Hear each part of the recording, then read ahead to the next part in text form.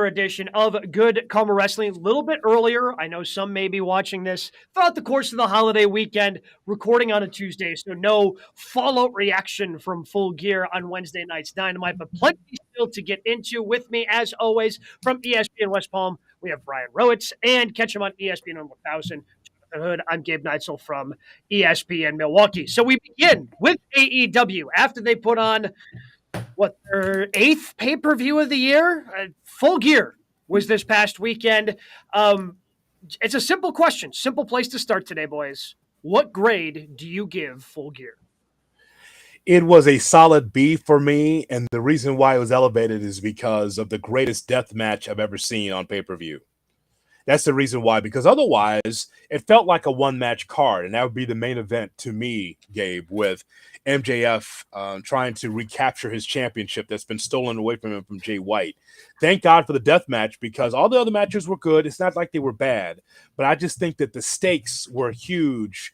And we had a special, by the way. It's available now in the archives. It's on YouTube and also in our podcast. We did a special Saturday night show talking about this, Browitz, and that death match, I think, elevated that card, because we've seen these in the indies. You might see these on YouTube or, behind some paywall, but nothing like what we saw there. I think it's a solid B. It elevated the entire card, something we've never seen before on pay-per-view.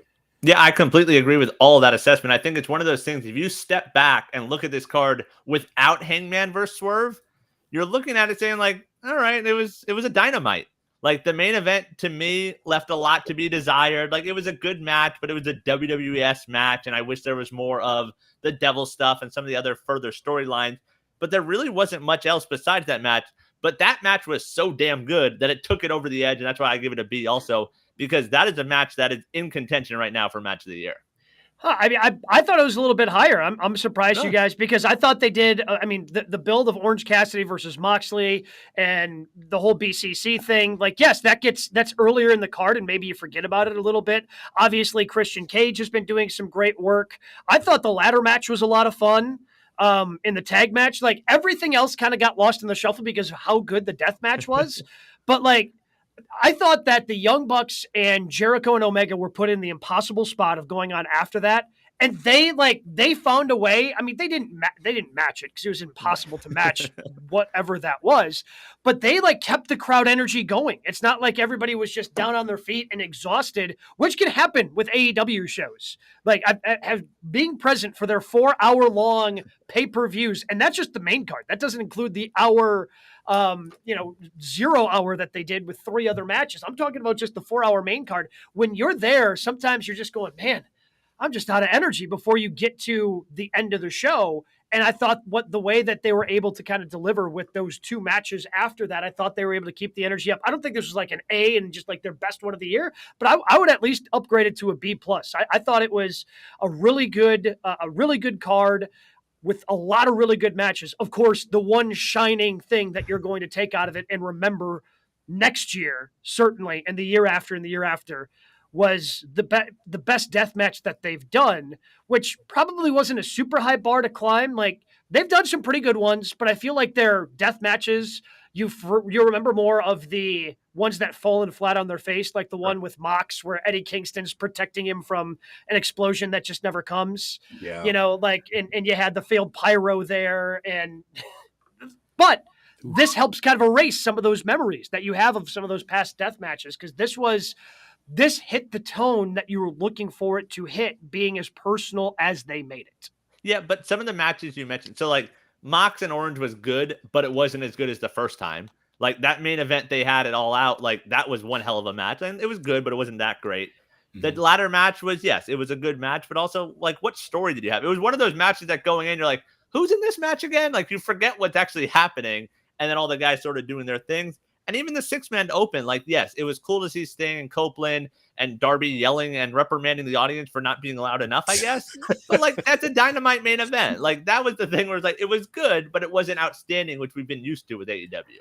Did I hear correctly? Did Excalibur just drop it in that after that match, Darby Allin was catching a red eye to climb Everest? Yes. Now, is that happening this week? I mean, now, don't you have to train for that? Isn't that something like, I don't think, from my understanding, this is a rather dangerous endeavor. Now, Is it? yeah, from my understanding, again, I've never done it personally. I've just heard stories. Jumping on a red eye after wrestling in a match, I don't think that's the way you want to go into climbing Everest, but I could be wrong. But what do you know? You've never done it before. Yeah, that's true. That's what I'm just saying. And I also say this, that if he falls, he'll be back at Dynamite the next week. He'll be fine. Oh, of course. Because he's a rubber figuring ball. out how to work a match up there. Yeah, he's a rubber ball, so it's okay. He's actually a cat. He's not even a human being.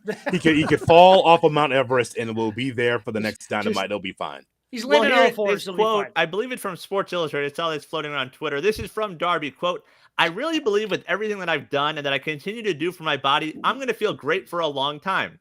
Unless I die on Mount Everest. Oh, so, you know, he worked in that caveat. Yeah, no problem. Just in case, just wants to make sure that he works that in there. But besides that, he feels great. I think that the overall show, though, guys, I mean, it's a solid B for me only because, I mean, what we got is that the women's championships, they got it right. Yep. They gave us exactly what we want. We got Toni Storm as one champion, and we've got Julia Hart as the other champion. So they got that part of it right. It's what the fans have wanted. The fans have been behind Julia Hart. They've been behind this new Toni Storm is timeless Toni Storm, so it works out. But I just think that a lot of these matches, like for instance, you talked about Omega and Jericho against the Young Bucks. Again, we have never seen Omega and Jericho tag before. It was cool, but I was distracted still. I'm watching that match and I'm like, I know this is like 4 stars, Meltzer, but like, is Swerve okay?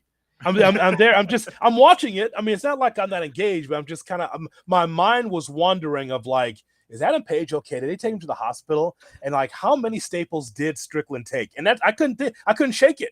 I could not, because that's what I was thinking about. So that's why it makes it a B, because that match was so overwhelming and so good that everything else fell in comparison. Is there somebody backstage that's counting the staples so they know how many they have to take out? Or is just Swerve in the shower kind of lathering up and goes, oh crap, here's one, and has to like take it out himself? Like that was a legitimate thought that was happening in my mind during that match. Yeah, that makes sense. I guess that's sort of nature of the beast with those guys. And the Swerve promo after, but like that was one of those things that was worth the pay-per-view, just sort of the blow off. Like the story led to that match. That match paid off that story. Like that was what a pay-per-view match was supposed to be like. And they got it right. I mean, you just talked about getting the women's matches right in the winner. I believe they got look, I understand that there were probably a lot of fans out there that wanted Hangman to get his revenge for a man who stood over his son's crib and talked trash, right? Like he crossed the line. However, this is more, I mean, we talked about it last week. I think it was more important for Swerve to win so he can go on to bigger and better things. And I think ultimately they got the winner right with Swerve. Don't you guys think it's weird that there was no baby face in this and no heel? I mean, this guy broke into Page's crib, broke into his house, looked into his baby's crib. That's a heel. Yeah, but yet, because you got a Prince Nana who is very, very popular, Strickland gets cheers. Okay, and then with Paige on the other side, you heard some boos for Paige. It was just a weird dynamic. And by the way, as you two know, I'm a traditional wrestling fan. I'm not necessarily a deathmatch guy, but I'm just was so into the spectacle of this, where the crowd was not groaning, but they were just like silent, trying to figure out, well, what's next? And they were popping for all the moves. It's like, how could you not watch this and say, wow, that's amazing? I will say though, why is still after all that does the table spot get such a bump? Or such a pop? They pull out the table and everyone goes nuts. It's like, have you seen the other stuff they've been doing? Like, I don't understand that logic ever. That's the WWE and the wrestling fan that just thinks the Dudley spot is the spot. Of course, they also were chanting for fire as well, Los Angeles. Okay, so, so you heard that, right? We want fire. We heard that too. So I put the opponent through the table with fire. Now, what else do you want? Want me to kill him? Want me to impale him? Seriously, they want more Nana dancing. That's the balance there. That offsets it. How crazy is it that Nana's so over that he's the only one who gets a special entrance at the pay-per-view? Right. Like they hire the dancers and like just crazy. That was the same match. Like that's insane to put those two next to each other. Well, I guess they did have like the kids choir that sung Christian Cage to the ring, which was Dad of the Year. Yeah, I mean, again, making sure it was like a kid's choir. Like, that's just a little tiny detail, just a little minor detail that you absolutely nailed when you decided to do Christian's entrance like that. Yes, But Christian and Nana, those were the two that got the special entrances. and because of Christian, thank you very much, Nigel McGuinness, for your 1980s heel commentary. Yeah. Over the top. Jesus, could you just slow it down a little bit? I know you're trying to get Christian over, but he doesn't need your commentary. He's already over. Thanks. He's already over. Fair. Holy cow. But I love that children's choir. That is exactly what you want right there, right? And again, those little things are over. That's the details that we used to criticize AEW about, and they're nailing it as of late. And even the little adjectives in his entrance, like instead of just being the random countdown now, you had the adjectives describing him, like that added to it as well. Yeah. It's crazy. It just somehow Christian Cage is having the run of his career. Yeah. So what was the miss? If we liked the Texas death match, I don't even know why they put Texas on it. It was just a death match. You don't have to put Texas on there. It was in Los Angeles. Okay, so what was the miss? Because, one of my matches of the week, I'll give you a spoiler, wasn't even on the pay-per-view. It was in the 0 hour. Okay, so, what was the miss on this show? To me, it was just that everything was good, not great. Like, it was almost AEW's fault. Like, we've gotten so accustomed to every match being 5 to 6 stars that when you get a bunch of 3-4 stars, it's like, oh, that's not as good. Yeah, even on the pre-show, they gave everything. The shortest match of all of them was the MJF Samoa Joe tag match. That was the only match that was under 10 minutes. Like, they gave everything time. And again, that's where AEW and WWE kind of differ. And I'm sure we'll get into this when we start talking about Survivor Series, because right now we only have 5 matches at Survivor Series, granted 2 of them being War Games matches, which are going to be longer just by the way that those matches work. But WWE, especially under Hunter, they've been trying to keep that to a pretty tight 2.5 to 3 hours. And they don't want to go much longer than that on their premium live events, where Tony's going to give you the full 4 hours. And MJF pointed this out during the press conference, which was a really weird press conference, by the way. But like the thing that AEW does, and I think the thing that they need to keep leaning into, is that they can do so many different things with their roster. With the WWE, even when they put on good matches, like there's a WWE style, right? So like you're never going to get, like, maybe you'll get a grudge match, but you're never going to get what you got in terms of the Texas Death Match from WWE. Like, you're just never going to get that. And I think with the different styles, the harder hitting kind of New Japan style with all the lucha libres that they have, I think what you can do if you're AEW is really lean into what MJF was talking about in his press conference, in that they have so many different styles that they can showcase. And that's what they do over that 4 hours, which is what makes those 4 hours go by quickly, because you have so many different types of matches. And the fact, this was a lighter card for them. This is 8 matches on the main show. Like, that's a light night for AEW. Like, we always talked about the way they cram everything in. Like, that was something that was like, oh, that's different. But the rest of those matches, like, again, like removing the death match, what's that one match you look at and say, oh, got to put that in match of the year discussion? That's the only one. Yeah, right. That's the only one. MJF and Jay White, because there was so many things moving around in that, and we knew it would be. Like, the whole thing of Adam Cole against Jay White, and Adam Cole is injured. You knew that wasn't going to happen. And MJF coming back with the ambulance. Okay, fine. And the whole selling of the knee, which is actually a long-term story, because anytime you see MJF in peril, he's always holding on to the knee. And that came to fruition again in this matchup here against Jay White. But again, fine card. And the action was great. It's just that there's only one match that really stood above and beyond. Britt Baker, by the way, MVP, even though she wasn't there. Her tweets on Adam Cole throughout the course of the night were spectacular. Yep. She just... talking about how he's... The reason apparently at home where he doesn't load the dishwasher is because he can't stand for that long. What we're watching is miraculous, folks, because he's standing in the corner. Like, her tweets on the whole thing were fantastic. If you have not seen them, go back, check out her tweets. Because again, it just adds those different layers that the AEW can do. And again, it's AEW's own doing that we sort of look at this card as like, because there are some collision nights where we get matches that are better than most of the matches on this show.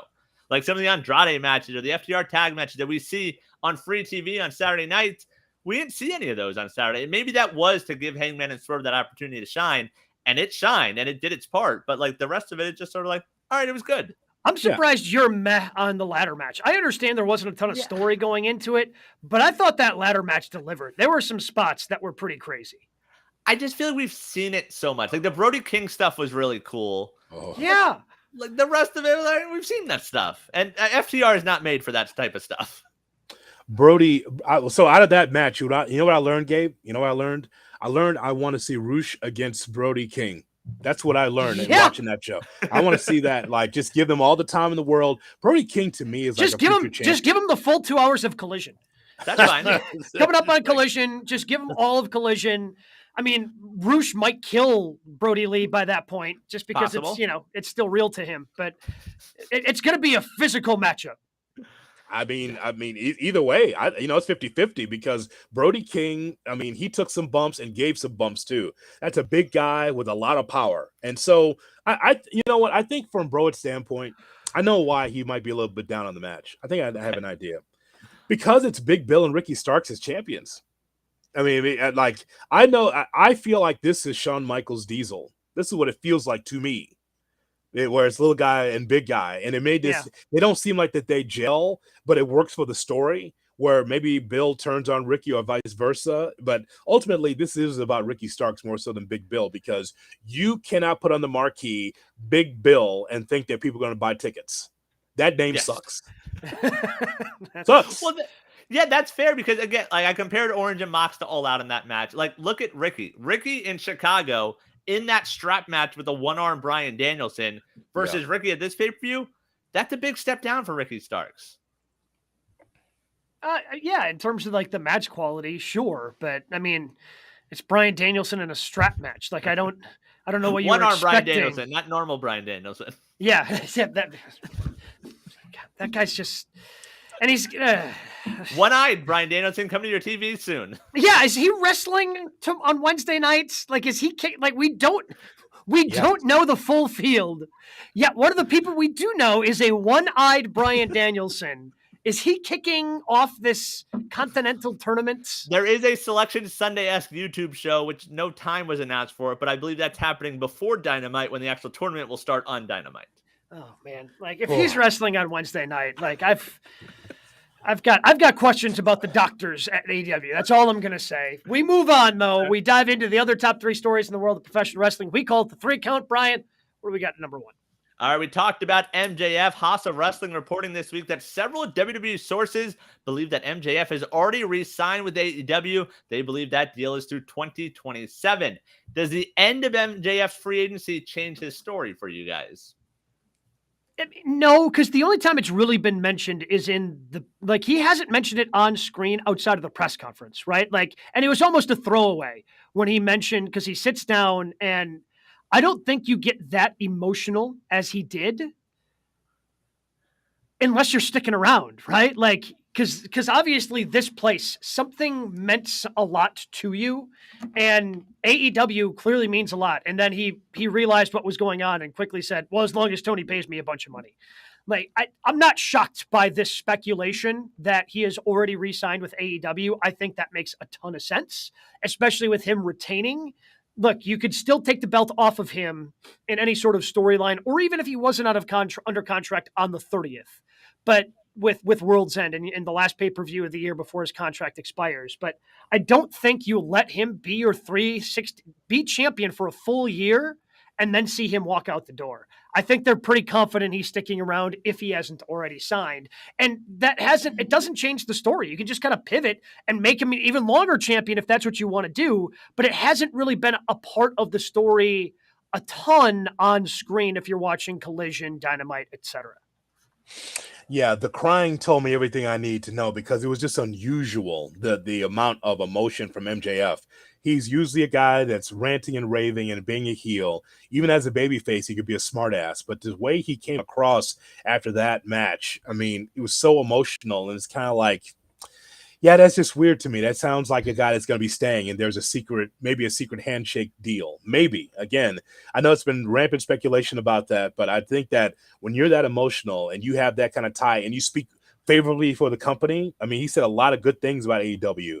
He hadn't done that before, so it makes me think that he's going to stay for a while. Yeah, I think that's the thing, like Gabe, you sort of alluded to. You lose that story of what we envisioned of, the Punk Cena being World's End, being in New York and doing that whole thing. But I think there's still ways to go. I just want to see more of that. Like, I wish the pay-per-view would have ended on Saturday. He gets the win. Him and Cole are standing there, and there's Samoa Joe, and there's Wardlow, and there's Swerve, and there's everyone just sitting there waiting. So you reinforce, like, hey, all these guys are breathing down his neck. He's the most wanted guy. Like, that was another reason the show sort of hurt for me on Saturday, is not progressing that storyline. So as long as they keep telling that story, and they've done a great job at it right now, I'm fine with it. If they get away from it is when I sort of say, like, we sort of dropped the ball right now. Yeah, and they're going to have to really lean on that storyline, because while he was selling the knee injury, apparently he did pop his hip out or something. It apparently happened on the elbow drop that wasn't through a table, because that was which was a dumb spot, which is a dumbass spot. Okay, so the reason why that you don't see table spots in AEW is because they collapse. They're not real tables. You ever see an AEW wrestler stand on the table on Collision? No, because it's a paper table. And that's why I know that, and of course, this announcing staff just shoots all the time. I just think everything's jazz hands and grab ass between Taz and Shivani and Excalibur. And they've made comments before, like, "Hey, I guess no one saw the memo. Hey, no, you don't go around the table. Don't touch the table." Well, that's just dumb to have a table spot, because that table is not the sturdy table that you get sometimes in WWE. So it collapsed. Okay, so you don't do the spot. Right. So you have no table, so you don't do the spot. That's just dumb. That's just dumb. Well, we got to give the audience what they want. We don't have the table, but I still got to drop this elbow. Drop it in the ring. You got this big thing, this square thing with ropes and a mat, and it has DraftKings everywhere. Do it there. It'll be just as impressive. That's a good spot. Yeah, because that's when he did it, and obviously it was already a botched spot, and he decided. And reportedly he won't miss TV time. This maybe won't be wrestling the next few weeks before the pay-per-view. Which is fine. I mean, we've done that with MJF before. Yeah. Now, since he's been more babyface, he has wrestled more on television. But we've gone stretches without MJF wrestling, and there are so many challengers building up for him. Plus, I mean, other than trying to get something with Samoa Joe, right? Because Joe's now guaranteed. Joe has his spot going forward for an AEW championship match. Like, most of the MJF storyline for the next 5 weeks between now and World's End is going to be devil related anyway, is it not? Of trying to figure out who is behind the devil mask. I think so. I'm still mad at the elbow spot.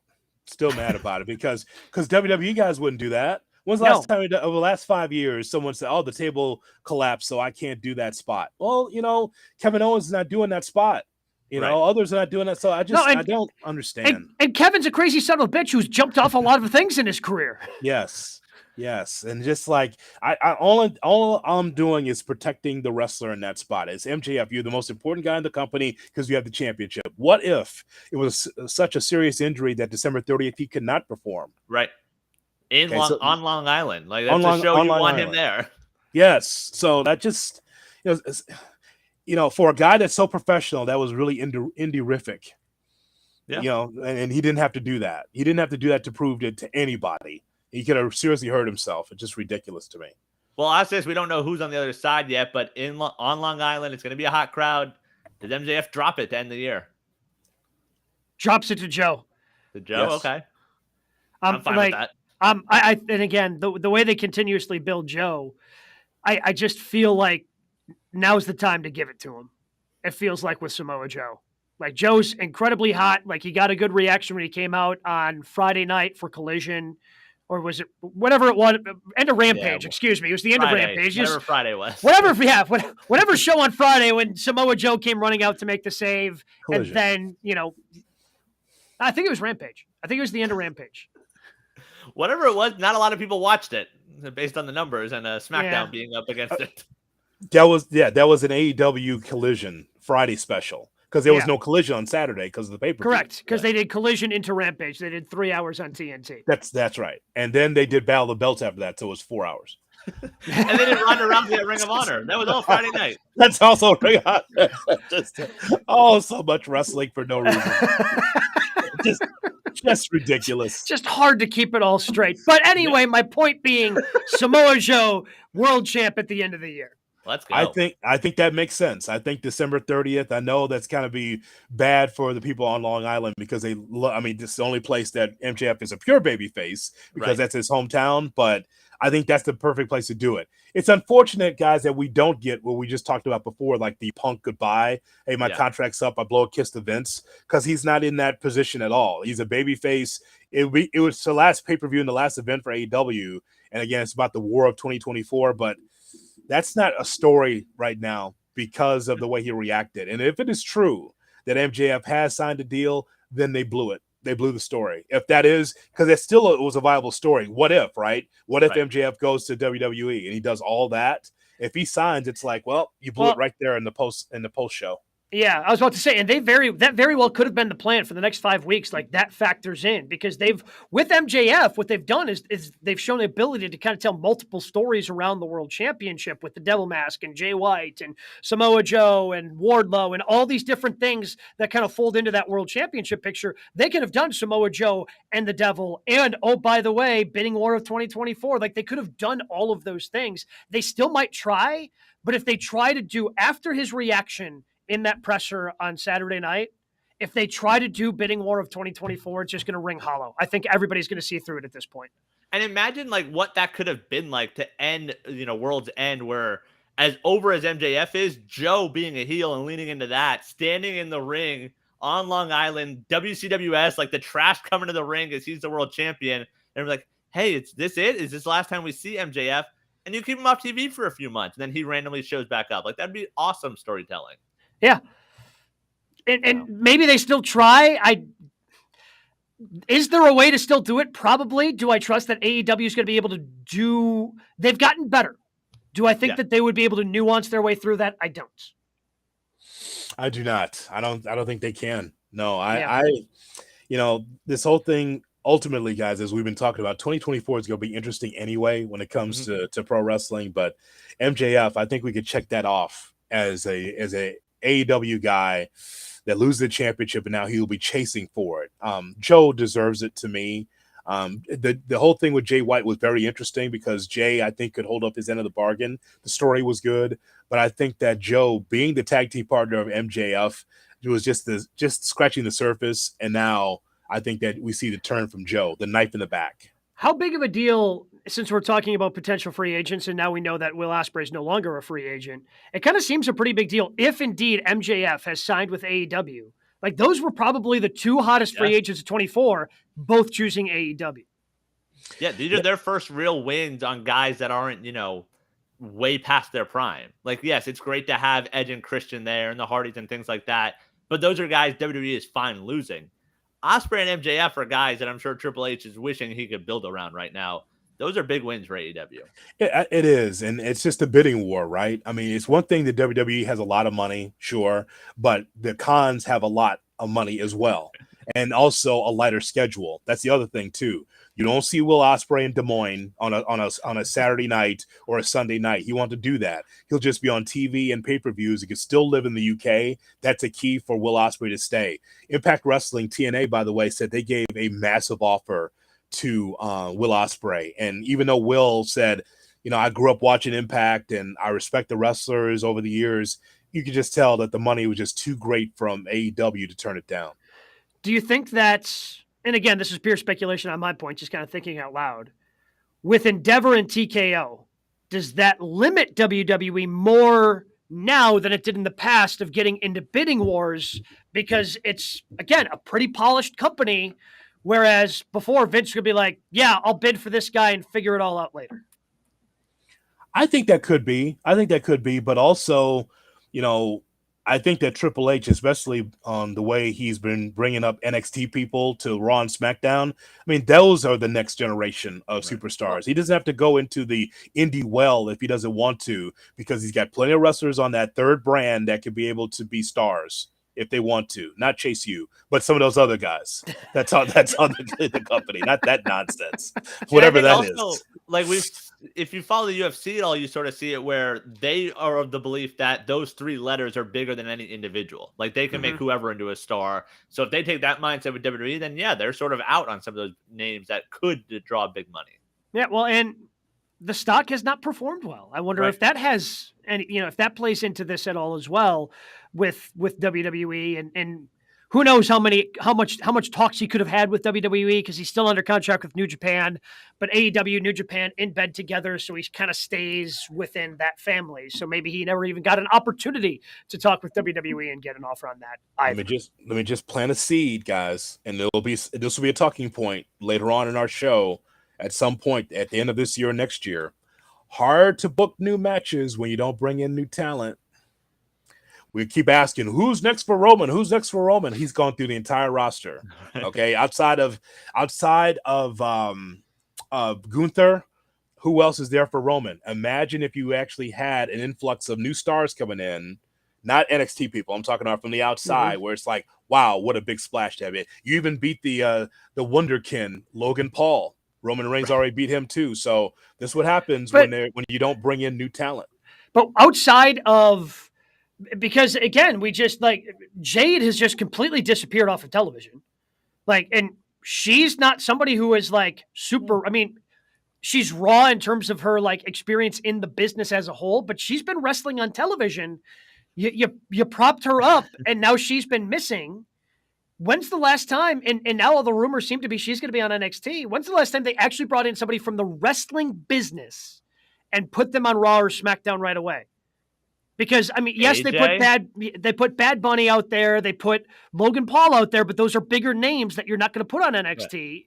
And Logan's just been, is it Dom? AJ Styles? That was 7 years ago? Yeah. So I wonder if that plays a factor in where Will Ospreay's going, oh man, bruv, are they going to put me on NXT, bruv? Yeah. Oh, that would be deadly. You'd kill everybody there. There'd be nobody left. That's not good for Braun Breaker. I mean, seriously. I don't know if it's random, as always, rampant speculation by Meltzer. He said recently, well, they put Jade in the ring in Florida and then the bell rung. Uh-oh. But did they never watch anything before signing her? Or was it like, oh, she's from AEW. I bet this would be good if we win. Or they just listen to Cody? That says something, right? Again, it's speculation, but he says, well, because in his mailbag, people ask, well, Jade was on TV. What happened? And all of a sudden she's away. And he said, well, maybe the bell rung. And they saw, she's what I said for a while on this show. 1, 2, 3 kick. 1, 2, 3 side headlock. 1, 2, 3 clothesline. Counting your steps and flexing and looking great, but not the finished product. I kept telling you guys, what's the next gear for her? What's the next gear for her? The WWE style is softer, but you got to be able to be in step with your opponent. And I don't know if that's happening yet as she practices in Florida. Well, also to your point about them sort of running out of people, we'll talk about Survivor Series in this show. I don't know if we still look at Survivor Series as a major pay-per-view, but no world title is being defended Saturday night. In Chicago. Yep. That's not true. The women's world title is. I'm saying the two men's titles. They made a second one so they could actually have a men's title. And it's we're going to throw them in a multi-men match.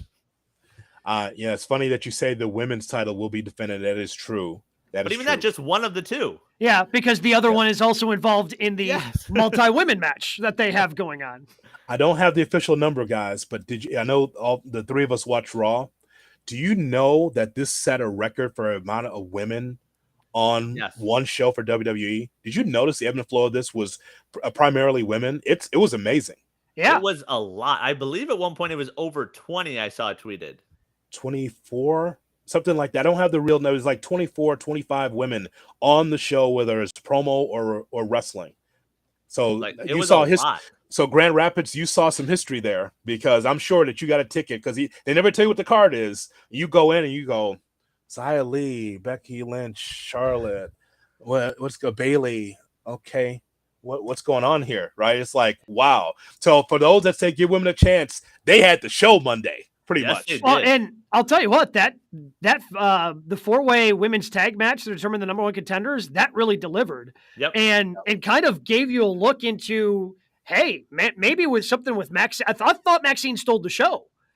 I thought she stepped up and somehow just stole the show. And it made things interesting because you had a lot of talented women in that 8-women tag match. So Fightful at 10:20 Eastern. So far, 27 women have been featured on tonight's show. 27.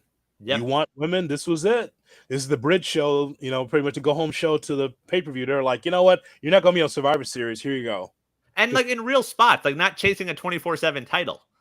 Like actually having actual matches and doing things. Well, because, Xia Li versus Becky, that obviously meant something. And then the 8 women tag match for the number 1 contendership. And obviously a part of that, you had the tag champions. Yep. So you had 10 women around that. You had Rhea stuff. You had Damage Control come out. Like, it was impressive. I better not say this. I feel like, hey, Eagles and Chiefs, it's not going to be a good rating. Women, come on out. Here's your chance against the Eagles and the Chiefs. Holy cow. I mean, it's only the best game you can see in the NFL. And they're like, you want a chance? Here you go. It's been the best Monday night game in a decade. Right. I should have said that, but that's kind of how I feel. Like, I mean, where's this time been for the women? That I've never seen this much time, and it was great, by the way. I had no complaints. Yeah, you had a good with Zoe Stark and Shayna Baszler backstage with the, that was a good little vignette promo that they had with Rhea. And again, Rhea's been running Monday Night Raw for the last 2 months. So Rhea's been having her fingerprints all over Monday Night Raw, which has been cool as well. What do we got at number 2, Brian? All right. Deadline reporting that $7 Productions, as you know, that's run by Dwayne "The Rock" Johnson, and Vice Studios are producing a docuseries that's, quote, investigating the mysterious demise of WCW. What other wrestling stories do you guys want to see get the documentary treatment? This is hard. There are a lot of wrestling documentaries out there because you got Peacock producing ones all the time. You have the Dark Side of the Ring. And I'm just trying to think of different wrestling stories that haven't been told at this point that I feel need to be told. Oh, well, we have a hand raise. Oh, me. Yes. I have one. The entire McMahon family. You got that wonderful Vince one on Vice. That wasn't good enough for you? Oh, you get out of here. You mean the best of Dark Side of the Ring? You get out of here with that Scotch tape, putting the segments together, borrowed from all the other shows. Get out of here with that. I mean, they almost had a permanent in the corner from such and such episode, Dark Side of the Ring, from such and such episode, Dark Side of the Ring. There was zero, there was one original quote in there. Well, are we getting that Bill Simmons one? Is that one ever going to see the light of day? No. Okay. No. Somehow, some way that will go right back to the NBA. Okay. So no, I don't know how, but somehow he'll attach it to the Celtics of '86. So no, I don't need that. No, what I'm telling you is that I said the entire Vince McMahon family. I'm talking about. I want to know about his wife. I want to know about Shane. I want to know about Stephanie. That's what I want. What about his dad? Start all the way back there. I mean, that's for old guys like me. I'd like to see what the old man was like. Yes, I'd love to know what the old man was like and with his Bruno Sammartino and Bob Backlund as his champion. I'd love to see that, but I need to know more about the old lady. I want to know about Vince's wife. I want to know about that whole dynamic, the 4 of them. Vince, okay, we got that story, but what about the wife? How's she feeling that Vince has been outside the marriage for a long time, apparently, allegedly? So the Vince thing I wrote down is the end of Vince. What it was like as he's getting pushed out and then coming back in and then getting pushed back out. I mean, knowing the family dynamic, I think would be wild, and we're never going to get that story, right? Because you would need one of the 3 to sit down. Actually, I mean, and honestly, if you wanted the full picture, you would need all 3 of Linda, Shane, and Stephanie to sit down. I could see Shane doing it. I can't see Linda and Stephanie doing it. With Linda, I mean, she's been on the outs for a long time. I mean, also she's been in the White House. Well, yeah. So after her political career, because WWE, presumably went to PG to try to help her out and make her more of an attractive candidate to get elected. Once her political career failed, if she didn't step up and start blabbing stories out there, I don't think she's ever going to be doing it. That's what I want, though. And Stephanie's shunned from the company. I mean, in and out of the company like that. And Shane, how about you talk, Shane? Yeah. I mean, you talk about being pushed out. I think Shane would talk in a heartbeat. I think you start asking questions for Shane he'll see the camera. He'll just start answering. He does, he'll just start answering. If we got Triple H and Stephanie divorced, would Triple H do with one then? Because then Shane would do that. You get him in allegedly. that way. Allegedly. Yes, that's how. So you get half of them that way. What if the devil mask is Shane McMahon? What if Shane is the devil in AEW? That's what. Wow. Oh, wow. That'd be different. It'd be shocking. Uh-huh. I'm sorry, like all I can think of Shane now is blowing out his quad at WrestleMania now. Yes, That's all I can think of. Like, like the rise and fall of Shane McMahon is also just wild from a wrestling perspective. Yes. Like going away for so long, coming back. Like when he initially came back, the night they gave away that award, and they were going to give it to Stephanie or whatever, or Stephanie was going to give it to Vince, and all of a sudden here comes the money hit. Like that was a legitimate surprise and a huge pop. Such a huge pop. And everybody was excited for Shane. And then Shane overstayed his welcome with the Best in the World tournament and that whole thing. And then he tried to secretly come back behind the scenes, messed up the Royal Rumble, where Randy Orton's laughing at him backstage. Then he stays along. And like the pop that he got at Mania last year, everyone's like, ooh, I'm curious. And then he comes out and just blows his quad and Snoop Dogg has to save the day. Like, what are we doing? I like to know more about that from Shane, like all of it, man. I think that'd be great. Also, you know what? We haven't heard enough, I think, in a really deep dive on the Montreal Screwjob. We should really find out more about that, what happened with Brett and Sean. I feel incomplete. I think we need more on that story. Do you think that's impossible because Sean is still too ingrained in WWE? No, I'm effing with you. Like we've heard so much of it. No, I'm effing with you. No, okay. I mean we've heard way too much about that document. I was about to say, like, if you want to get deeper, like if you want the real truth from Sean, he's got to get removed from WWE. No, because that's down. Like the problem with a lot of these stories is they get WWE-atized, like which right. I'm curious about WCW, this WCW thing they're working on. It's still obviously because it's $7 and it's Dwayne and he's obviously WWE guy, but like as good as the Monday Night Wars and some of the other WWE produced material that's been on the WWE network, like there's still some parts, some holes in that storytelling that WWE doesn't want to tell because like they're telling it from the winner's perspective. I'm hoping we get some outside of WWE perspective, and that's how this thing can separate itself. But a lot of the stories that have been told just kind of get WWE-ified. Like I don't know if we've actually talked about it here with the Kurt Angle documentary and how they kind of mess with the timeline a little bit, where his current wife wasn't there as he was going through a lot of the bad stuff that he was going through when he was with TNA, and there's a huge TNA hole in the story. Mostly good for a documentary, but it's not the complete look because it gets WWE-atized. Well, that's the thing with the WCW story. Like, I'm curious to see, like, what else is there? Like, the mysterious demise. Like, they spent a lot of money. They got beat by Vince Russo and David Arquette happened. Like, what else is there?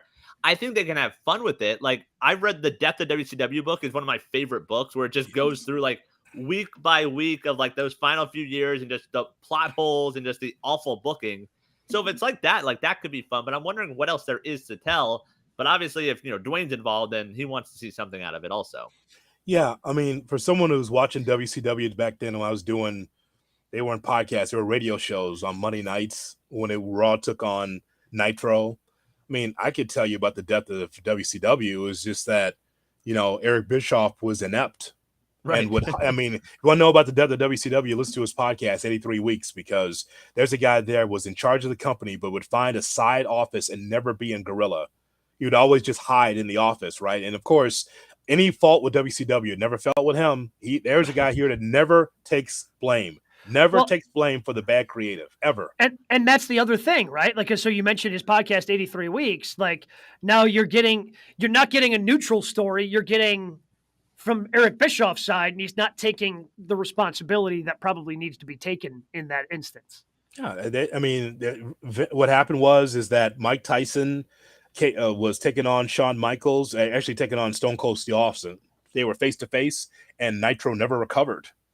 And while you had Mike Tyson and you had Stone Cold Steve Austin against Shawn Michaels and Mr. McMahon becoming the biggest heel in the business, on the other end, you've got the finger poke of doom, Hogan against Nash in front of 45,000 people at the Georgia Dome, a whole schmaz where Hogan just pokes Nash. Nash falls down 1, 2, 3, and for the 45,000 people, to me, that was the end of the company right there. Right there. Now they'll say, "Oh, well, Time Warner wanted to have more of a kid-friendly show, while WWE was raunchy and all that." No, the booking was horrendous, and Vince Russo's part of that as well. So it just, to me, I'll watch, but there's nothing that they can tell me I don't already know about both companies during that era. The other story I wrote down sort of outside the WWE bubble is Brawl Out. Like, if somehow there's video of what happened backstage and Larry the dog's involved and people are biting and there's muffins, and just actually hearing from those guys what actually happened. CM Punk had some extra muffins. He's just like throwing them. Like, you never know. Hiding behind chairs and just lobbing muffins like grenades. Like, what are we doing? Like, literally, if there was no dogs allowed in the workplace, CM Punk probably still works there and we're all good. I'll tell you what, from an attendance standpoint, let AEW keep going in this direction. Rock can start writing that documentary in about 5 years or less. If this company don't get hot, I'm just telling you, like, I don't care what TV deal they have, because you got to think about the next TV deal. And hopefully that's there for AEW, because I think wrestling's better when you have multiple companies to watch. But this company's got to get hot. Got to get hot at some point. Yep. Yeah, you got to make yourself out. I think, again, I go back to actually spending money on your product in terms of advertising in the cities that you're in, because when they put on these pay-per-views in big-time wrestling cities, the A cities, talking about LA, Chicago, like, the crowds are hot and the crowds are great, but it's when you're going to some of these cities for Collision and Dynamite, and maybe the city doesn't even know you're there. Right. Like, I have no idea where Dynamite is on Wednesday. No idea. Next Wednesday, like after Chicago, I'm not sure. I saw. Oh yeah, that's right, because they're in Chicago. Yes, because they're always in Chicago the Wednesday before Thanksgiving. Yeah, but after that, like, I don't know where Collision is this week. No, I don't either. And because they don't do a good enough job of promoting where they're going to be. There used to be like a minute or two. WWE used to do this all the time, where they would just have like this plane going through, and it's like, here's WWE when we come to your area, Norfolk, Virginia, at the Scope, and we're going to be in Fort Lauderdale at the, and all that stuff. They would give you like a minute and tell you, hey, tickets are available. Here's where we're going to be. There's a lower third there, but it's within the show, and it's so fast, and it's kind of like, okay, so that's a thing that AEW has to understand. And it's a long conversation, but I'll make it short. AEW has to understand that you're not the WWE. The WWE is the Ice Capades. They're the Harlem Globetrotters. You could just say, hey, we're going to be in town. Oh, I'm going to get a ticket. AEW has to prove from a card standpoint, hey, we're coming to town, and here's what you got to see. You have to sell the wrestlers. You're not a big enough brand to say AEW's coming to Denver. AEW's coming to Denver? Who's wrestling? I don't know. I'll skip it. I'll watch it on TV. But they don't know. We've seen the way they manage the roster. Like, hey, come watch Andrade wrestle. Maybe. Like, they don't know who's wrestling. They can't figure it out week to week. Well, you gotta get that to be a viable company. You cannot be the WWE, because they have years and years of experience at this. For you have to sell the wrestlers. You can sell the wrestling, but you can sell the action.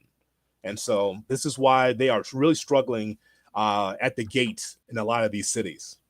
Yep. What do we got at number 3? Saturday night from Chicago on Peacock. It is the 2023 version of the Survivor Series. What will be the biggest story to come out of this year's Survivor Series? I'm debating if it's coming out of the men's side or the women's side of War Games. I'm guessing the men's side ends up being the main events. Yeah. But I haven't figured out who is turning on who. If anybody in the men's side, we're on the women's side. I think Bayley's going to cost that side War Games, and she's getting kicked out of her own group. And because she sees it coming. Right. Like, she started off Friday Night SmackDown thinking she was getting the boot from Damage Control. It's coming. Like, Bayley's getting the boot, and I think that's going to be a big story coming out of Saturday night. Well, you talk about unique things in wrestling. The three of us think we've seen everything. You ever seen the Asian group? Like Asuka, Io Sky, and Kairi Sane? Like, that's whoa. Like, Dakota Kai's part of that as well, but Dakota Kai pretend like she understands Japanese as well. Did you notice? Oh, yeah. Like, Yeah. Bailey, this is what she said. Like, how do you know, New Zealander? How do you know what she said? like, do you speak Japanese? By proximity, she's closer to Japan from New Zealand, so ipso facto, she knows and can translate. I love that because that's the most you like unique things in wrestling, right? That's unique. Yep. Like, okay, and they're all three of them are badass.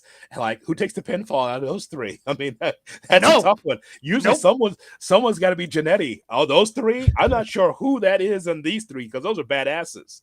Well, that's how we know we're going to win because you look at that whole match, and that's why Shotzi's there.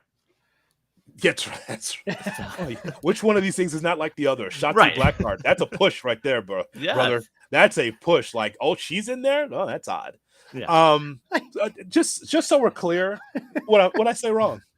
I'm just thinking of Shotzi and how confused I was when she ran. Like when they first started building this team, and Bianca's out there, and Shotzi comes running out. Like, okay, you got a wrong sign. Like, don't steal third. You're supposed to stay on second. I don't know what happened there. I had this, and I wasn't waving you. Okay, I guess it's almost like she accidentally ended up there, you know, like, well, she's out there on TV now, nothing we can do. I guess she's going to be in War Games. So you're not going to put anything in your hair, huh? You're not going to, okay. All right, just dark hair and spiky. All right, here we go. We're doing with Shotzi. Well, someone's got to take the pinfall, right? Right. Well, and that's Bailey. There you go. That's Bailey. Bailey's going to take the pinfall. It's either Bailey or Shotzi. It's one of the two. Right? It's one of the two. Just so I'm clear, because I think you said this earlier, bro. It's 5 matches. 5 matches. So both War Games matches. Gunther defends against Miz. Rhea defends against Zoe Stark, and then we have Carlito versus Santos Escobar. Okay, the reason why I asked is because the War Games match, the 2 War Games matches, they're gonna go an hour apiece, or what? Yeah, probably. Yeah, I feel like they do it like Money in the Bank, open and close. Unless Gunther go an hour and Miz ends the run. Boy, that is. Would you say it ends the run? Is that what you just said? That's what he get past us. That's what he just suggested. Oh, I never thought. God. I didn't think I'd hear the day where Brian would even jokingly mention that. With the it's WWE. I don't put anything past them. Boy, I tell you, nothing like a good solid left hand by Miz on Gunther. Boy, you got him, boy. Oh, you got him now, Miz. You got me believing. And you got the crowd behind you by chanting USA. You want to talk about burying your opponent? Like we thought what Cena did by putting Austin Theory in a body bag before WrestleMania. Holy cow! What Gunther did on Monday. I love the fact that Gunther just has a really nice belly laugh out there. Just like, are you serious with this guy? Oh, hello, Mike. And I know that pisses Miz off. He doesn't like that. I'm the Miz. Like, hey, Mike, so you're just like the people out here on the other side of the rail, right? I mean, you're part of wrestling I did not watch when you were champion. So, yeah, we're going to wrestle, right? Hey, Mike, you're just Mike Mizanin. Oh, the whole name. No, little Mike Mizanin. Little Mike Mizanin. Little, I mean, as opposed to Big Bronson Reed, we now have little Mike Mizanin.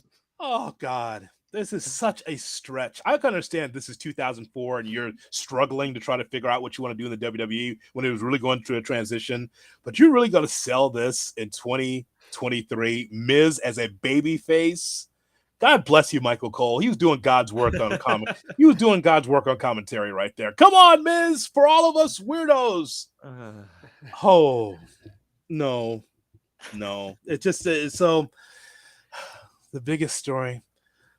Is it the biggest story that Randy Orton is going to come back and what Randy Orton is going to look like? Isn't that not the biggest story? Like, and they did it right, by the way. Let me just say this very quickly. Well, you think they did that right? Yes, they did. That's old school wrestling. Here's how they did it. The old school wrestling is that it's 3-on-2. Who's going to be your tag partner? Who's going to tag with you? None other than Randy Orton. Now, the old WWE under Vince here is Randy Orton coming down the ramp in Grand Rapids, and he RKOs everybody and spoils everything. Now, when you see him this time, now you have to tune in. That's different for WWE. It's old school. We're going to have Randy Orton. He'll be there in Chicago. Don't worry about it. And when we see him, it's like, wow, we haven't seen Randy in a long time, and he looks good. Instead of him RKOing everybody on a meaningless Raw. That's smart booking right there. That's old school wrestling. I don't think he needed to RKO everyone, but Randy's been gone so long. That's right. To not hear his music was weird to me. No. That was very weird. You got to pay for it, pal. You want to see Randy Orton? You got to pay for it. That's old school right there. But all that was saying, hey, it's not CM Punk. Like, that's all it was. 100%. That was, this didn't fit into Randy's schedule, but we have to get this out here because we don't need the Allstate Arena chanting CM Punk for 3 hours. And the thing I didn't like is the way Cody sort of leaned in. Like, Cody never said his name, which, like, still sort of left it open. But then looking at 11:53 p.m. Eastern last night, they tweeted WWE tweets it out, hey, it's Randy Orton. So, like, why didn't Cody say that? Well, he gave all the hints. I mean, come on. He gave you breadcrumbs. He gave you Apex. Well, why not say the name then if they're just going to put it out there anyway? Tickets still on sale, by the way. They opened up some seats, they told us. Okay. You sure about that in Chicago? They opened up some seats? Huh. I don't know what that means. They open it. So is it behind the big board? Those shrink the board a little bit. No, that's old school. They say it's Randy Orton. Okay, so we're gonna see him. I can't wait to see what he looks like because of everything that we all read about his back. I'm like, how viable will he be? How good, how smooth will he be? Will he look like the old Randy? I have no idea. This is an interesting match to come back from a back injury as well. Yep. Yep. Sounds like that. You know what? Let me call it now. He will be attacked in the back, and he's going to be there to save it at the end for the last 4 minutes because he can't go probably more than 5 or 10 minutes. Yeah, that's a good way to protect him. Like, he doesn't have to be in there that long. Yeah, but like storyline wise, like what actually comes out of this? Again, that's where I'm not sure on the men's side. But on the women's side, Bailey getting kicked out of, and then that Asian. I don't know if there's still going to be damage control, but the badass group of Asuka, Kairi Sane, and Io Sky just running SmackDown. Yeah, sign me up for that. Yeah, the women's side, I think there's great stories there. The IC title, the women's world title, like those are essentially just matches. Carlitos and Escobar should be good, but the men's side just feels like there's no story that comes out of it. Whatever the story still remains. Like, okay, so I can make a case for Drew McIntyre. Great promo to open up Raw, by the way, Grand Rapids. Great job by him to set the tone by saying, I'm not a heel, or pretty much, I've always been the same. But keep in mind that guy, Jey Uso, cost me the opportunity for a championship. And so it's really the heel's lament, right? I feel like I'm right. I know that you're a babyface crowd, but I'm the same guy. And by the way, you can still be a fan of mine, but if you're not, screw off, because those guys, the Usos, and that group, the Bloodline, stopped me from being a champion. So he has every right to feel that way. Also drew a line in the sand and says, I'm not with Judgment Day. And again, because he's not aligned with Jey Uso and Rollins and Zayn, fans are going to boo Drew McIntyre. We've been seeing this coming for a while, so good storytelling there to be able to see there's a little bit of extra on Drew McIntyre, a little bit extra cheese on his Whopper. Do we see the Bloodline get involved somehow in this storyline? Because now we see Cody Rhodes insert himself back in last week on SmackDown into Bloodline business with LA Knight. So do we see the Bloodline try to interfere and screw Jay and Cody? You mean like Paul and Roman? You mean Paul and Roman? No, I'm talking about Roman's not going to be there. No. I'm talking about Solo. Chicago. Well, I would say, what about the other title? Like, what if someone on the face side turns on Rollins and then you set up his next feud? Jay, Orton, Sammy. If somebody turns on Rollins and lays him out, and Priest then isn't champion coming out of Chicago, like, what are we doing? Like, if somebody turns out, like, Damien's right there. Yes. If you got Rollins laid out, man, there's going to be a ref right there. Cash that sumbitch in. He'll forget it in the little cage he has to stand in beforehand, so he'll have to go out there and get it. It'll be locked. He'll forget it in his keys. Like, WWE logic. What do you mean, what little cage? It's not an elimination chamber. No, they usually on the ramp. They stay in their little pod. Oh, for God's sakes. They did specifically say that they are going to be in those little shark cages. Yeah, they did say that last night on Raw. Okay, so just to flip it, then that I like the way you're thinking.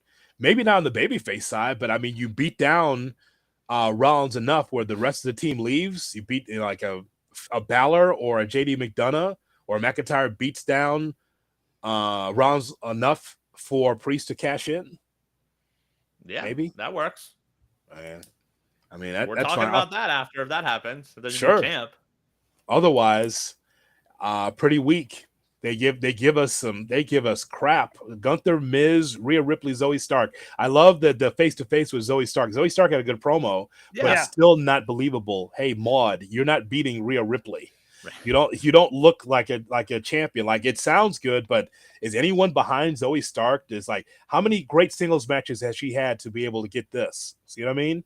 You're just piecing it together because that's all you got left. This is a filler pay-per-view. They're just trying to get to January at this point. In Chicago, but it'll be sold out. It'll be fine. But just, I feel like there should be more than those other two big War Games matches, but we're not getting that. I mean, maybe they said so. I mean, you got to have something for LA Knight, right? Like, you just got to throw something on this pay-per-view. Oh, that's right. LA Knight's on. That's right. LA Knight's on that on this card. Why do you think that is, Gabe? I don't know. Can't give him a singles match at all. I mean, that's what I'm saying. Like, in the company? There's with only 5 matches, there's space to throw him versus somebody on there. Just throw it on there Friday night. But that's like going to be Theory or Waller. Like, it's just it's something, man. This company is laying back in the lawn chair. They're just like, yep, just throw it out there. See it. Get us to Rumble. Yeah, get us to Rumble. I mean, God almighty. I mean, other companies can't afford to be that. They can't just put all their stars in just a couple of matches and just be like, Chicago will be there. They always show up. What the hell? Doesn't matter. Really? LA Knight is like one of your big merch sellers. You can't get them on the card? One of these days, Hood, your city's not going to show up. I don't know what day that is, but one of these days. Because, like, they keep getting taken advantage of. Like, they had All Out after All In a week later. Super hot crowd. Everybody shows up. Everybody's there. You're getting this craptastic, like, Survivor Series used to be a tentpole event, and now you're just kind of getting this thrown together. They decided to make it War Games to make it seem bigger, even though it's not. And yet Chicago's going to show up. You're getting Gunther and Miz. Chicago's showing up for Gunther and Miz. Babyface Miz. That should be the first match, by the way. Get that out of the way. That's the main event. Yeah. After War Games. I believe they're trying to bullshit us and think that y'all are showing up too, and you guys are just gladly showing up. As long as there's probably we'll show up. Man, that's the way it is. What do we got in news and notes this week, Brian? All right. Speaking of Gunther, in an interview with Under the Ring, he said, quote, "You never really know what you get with Brock. It's definitely a match I want to have and I want to do. I feel like Brock is somebody. I just make it my thing. I make him my personal end boss." Yeah, sign me up. Yeah, I'm into that. I'm down for Brock versus Gunther. No title on the line. Just put those two in the ring. Yeah, put them in the ring. Don't put that out there. No title. I don't need a title. No, because I don't want him to lose to Brock. No, I just want to see those two big guys go at it. This will be the apex of Gunther's career if he took on Brock. Yep. I mean, it'd be easy to set up. It'd be as if you actually had Keith Lee go up against Brock Lesnar after they faced off in the Royal Rumble. You do a similar thing, and Brock gets eliminated by Gunther, and boom, there you go. There's your match setup. Works for me. Go from there. Say Keith Lee coming out there. Well, don't you remember when Rumble? Brock? You remember the Rumble when Brock, as champion, put the title on the line because he had beaten everybody, and then Keith Lee comes out and Brock Lesnar like, "Ooh, big boy!" Yeah, I remember that. I do remember that. Like that, and that was an electric again. Like, and the crowd got super behind it, and then Vince did nothing with it. Right. That's right. I remember that. That's when Keith Lee's hair was dark. Then he went to AEW and his hair was gray, and now it's being back to dark again. That's right. Yeah. Correct. Yeah. Yes. Yeah. Thank you. This has been This Week in Keith Lee's hairline / hair color. Some contract news. Fightful reports that Ronda Rousey currently on a handshake deal with AEW and Ring of Honor. She worked a tag match at the Ring of Honor tapings on Friday. They're hoping it drives up Honor Club subscriptions. It seems like she doesn't want to sign like a full-time deal, but she wants to. Look, her and Marina Shafir are tight. She wants to do some stuff with Marina. Ugh. Good for her. They did her and Marina versus Athena and Billy Starks was the Ring of Honor match, and they also worked Revolver, I believe, the past weekend as well. That is correct. And boy, here's someone from the WWE who couldn't get out quick enough, right? Gets out of the company, slips out of the company, and now she ends up on Ring of Honor on a TV taping where all of a sudden the internet melts down like, oh my God, Ronda's in AEW. It's like, that's what you want to do? Really? I mean, whatever you think. Look, the three of us were done with Ronda Rousey. I think after a while it was Ronda Rousey fatigue. I get that. The problem is, like, the best thing that she did, I mean, she started off great. Yeah. But, like, one of the best things she ever did was her last feud with Shayna on the way out. Yes. Like, that's great promo. The problem. Yeah. Great promo. She did the honors.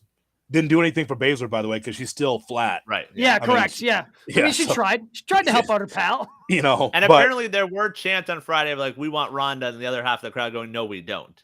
So I don't know if people are going to Honor Club to see Ronda Rousey matches right now. Well, that's money. If you got a little scenery reaction, that's fine. Hey, AEW people, some don't even want WWE people in there. I get that. And we saw Ronda Rousey, and Gabe is right. Out of all the debuts I've seen, it's one of the best I've ever seen. Yep. I mean, and this is the beginning of newbies coming into WWE and being able to work smooth, right? Because we talked so much about Logan Paul and what we saw from Bad Bunny, but I thought that tag team match, Ronda was fantastic. But then you put her in a singles bout, and the bell rang, and she wasn't getting over at all. It did not translate to the audience. It was this hybrid, weird MMA wrestling thing, and they want her to be the next Roddy Piper, and that did not work at all. Well, they have a pay-per-view in a few weeks. Like, if it's her versus Athena, are you excited about that? I am not, because Athena will eat her lunch. If you pardon the expression. But I think if you let Ronda just be a badass heel who kicks your ass and actually don't have the, most dangerous woman in the world be just a moniker, like let her be that, there's value in her. Yeah. There's value there. If you can find the right thing. Just get away from Marina Shafir. Yeah. That's death. No, she's got great feet. Just ask Mox. Never understood that quote. That's the worst quote of the year. Never understood that. Didn't get it. Didn't understand it. Nope. It's Mox, though.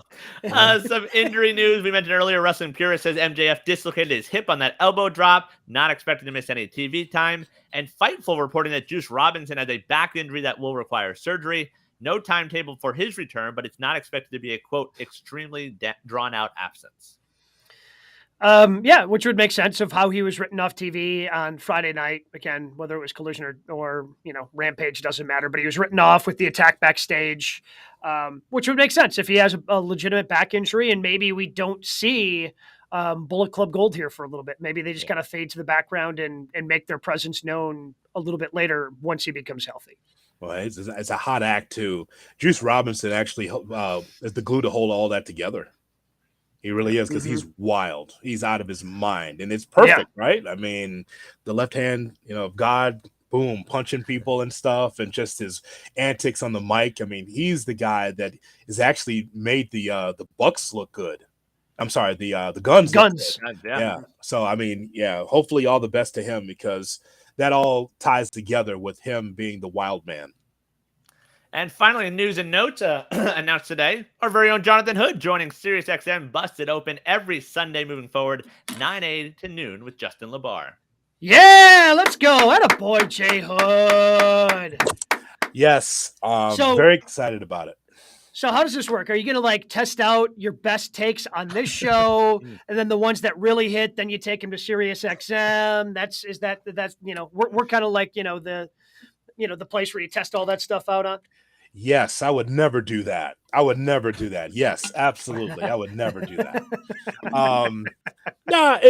It's a great opportunity. And as I was telling you guys, it's a great, I think, opportunity for me to be able to let everyone else know about Good Karma Wrestling. We're coming up on 100 episodes, and the idea now that I'll be able to do this on a lot of Sundays, on SiriusXM channel 156 And it's been a legacy station, a channel with wrestling, with Dave LaGreca. I'm just appreciative of the opportunity. But the thing is that I'll always have GKW in mind because I want our listeners and our viewers to come over on Sundays. And so GKW is everywhere. It's not only on this show, but also now on Sirius XM. So long time coming, but I'm not going anywhere. For those that hate me, I'm still here. I will be leaving this show. So you can dislike me or like me here, and also on Sirius XM with Justin LaBar from Wrestling Inc. So Maiden Voyage starts on Sunday, 8 to 11 Central, 9 to noon Eastern. We'll be talking about Survivor Series, but again, 2 shows, not 1 show, 2 shows. Looking forward to it. Boom. What did you guys have as your matches of the week? Well, okay. I mean, we all just have to give 2, right? Because Yes. number 1, Texas Death Match, number 1, we've talked about it. It was spectacular. A lot of staples. A lot of staples, yes, a lot. As a matter of fact, some where Swerve used it on himself, just to see if there was any more staples left. Just put it in his chest, and haven't we all? No, we have not. Whomst among us hasn't just taken a staple gun and stapled ourselves in the chest? And he hit a gusher, by the way, guys. He hit a gusher. My poor wife falling asleep on the couch, waking up, and that was the first image she saw. That she went to bed after that one. I mean, it could have been worse. The first image she saw could have been Hangman Adam Page underneath, trying to guzzle the blood coming off of Swerve Strickland. I mean, and by the way, I know some of the internet wrestling community was not happy about that, whatever. But I want to give Los Angeles some credit. I don't know if you guys saw this. I saw this on Saturday and Sunday. The IWC and a slash through it. I don't know if you saw that in the crowd. No. And I saw that a number of signs like that, like some anti-internet wrestling community people pissed off about it. Like, screw you, I'm enjoying wrestling because this is what I like. And I like that. I appreciate that. That was cool. Yeah. Xia Li against Becky Lynch was the best match on Raw because those two had some time for me. Becky Lynch gave a lot to Xia Li. But here's the thing about this, about marketing, right? You can't say that. What did Michael Cole say about Xia Li, like the unbeatable or remarkable or whatever it is, right? Well, she's not unbeatable because she lost against Becky Lynch. And guess what? She's commercials about NXT and her challenging for the title. Yeah, she's going to be losing back to that night. I don't know how to break it to Michael, but Zaya's going to wake up on Wednesday 0-2 for the week. Yeah. And I know you guys have some, so I'll just keep it simple with Claudio against Buddy Murphy in 0 Hour before the pay-per-view, which was tremendous on and not surprising, right? It's Claudio, it's Buddy Murphy. Yeah, that's going to be just fine. So those are 2 in particular amongst the 9 or 10 I have listed on my sheet here. I'll throw in a couple other WWE ones. Dragon Lee and Axiom from Friday. I don't know what they're doing with Dragon Lee, but they just sort of let him work, and he delivers on Friday night, so that's always cool. And don't know what they're doing with Axiom either. Just like, hey, couple Lucha Libres, just go do your thing. And then the Monday night match I had, Gargano versus Kaiser. Like, it's a weird concept, but when you give Johnny Gargano a bunch of time to wrestle, we had a good wrestling match. Very weird. You didn't mind the little outside interference, little distraction finish? It was minor enough that they had enough time before that. I was good with it. The Monday night match I had, I really liked Shinsuke Nakamura and Chad Gable, because again, Chad Gable is just he's the workhorse of Monday Night Raw. Turns out you give Chad Gable time in the ring with just about anyone, and Chad Gable does cool stuff. And it's the same thing with Shin. And I know there's rumors that the WWE is potentially interested. That's why they're kind of showing, hey, look, we will showcase the former New Japan Pro Wrestling guys that we have. But the work that Shin's been putting in has been spectacular. He's teasing about whoever his next opponent is, and I thought that was really good. There. And I mentioned it before, but I love the ladder match. I was a big fan of the ladder match on Saturday night. I thought there were some really cool spots. Matches. I feel like this is unprecedented. There's a lot of wrestling out there. Maybe because we're taping on Tuesday, it's fresher in our brains, and I feel like we've never had 3 different Raw matches. It's all because of the women. And by the way, that's just amazing what happened. So I thought that was tremendous, that the women had a chance to be able to show what they can do. I'm sure the rating will be just fine, even against the Eagles and Chiefs. Like, and again, going back to the 4-way women's tag match to be the number one contenders for the women's title, like, I feel like each group had a different, like, honestly, just because I know what Indy Hartwell and Candice LeRae can do, like, I'm excited for them. And Tegan Knox getting the rub, and her and Natalia are now the number one contenders. And then what they had, again, with Maxine working with Alpha Academy and her getting more and more opportunities to showcase what she can do in the ring. Like, I honestly thought she was going to win it when she had the suplex pinning combination. Like, I thought that was going to be it, and I thought that they were going to give it to her right then and there. Like, she was really good in that match as well. Yep.